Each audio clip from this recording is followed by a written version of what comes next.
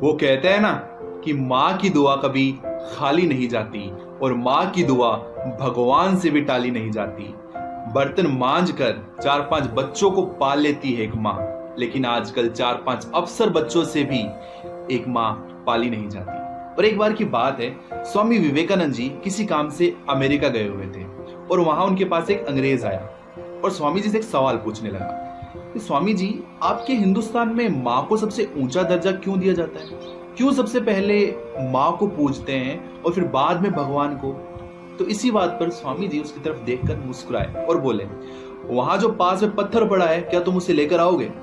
तो अंग्रेज वो पत्थर को लेकर आया और अब स्वामी जी ने उससे कहा, इस पत्थर को अपनी कमर से बांध लो।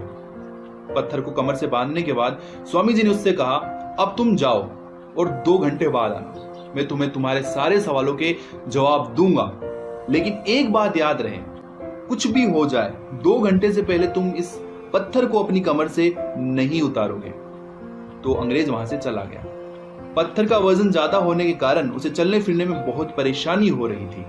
इसी कारण वो 1 घंटे पहले ही स्वामी जी के पास आ गया और कहा, रहने दीजिए, मुझे आपसे कोई सवाल नहीं पूछना है, मैं इस पत्थर को अपनी कमर से हटा रहा हूं क्योंकि मुझे चलने फिरने में बहुत ज्यादा परेशानी हो रही है। इसी बात पर स्वामी जी मुस्कुराने लगे और उससे कहने लगे, इसीलिए हमारे हिंदुस्तान में माँ को सबसे ऊंचा दर्जा दिया जाता है। तुम इस पत्थर को अपनी कमर से 1-2 घंटे भी बांध कर नहीं रख सके, और वही माँ हमें पूरे 9 महीने पेट में रखती है। बड़े से बड़े आंधी तूफान ही क्यों ना आ जाए, वो हमें बिल्कुल भी नुकसान नहीं पहुंचने देती। तो इस कहानी से हमें ये सीख मिलती है कि जिंदगी में बड़ी से बड़ी मुश्किल ही क्यों ना आ जाए, हमें अपने माता पिता का साथ नहीं छोड़ना चाहिए, क्योंकि जब तुम छोटे थे, जब तुमको उनकी आवश्यकता थी, तब उन्होंने भी तुम्हारा साथ नहीं छोड़ा था। She gave me life, showed me what was right,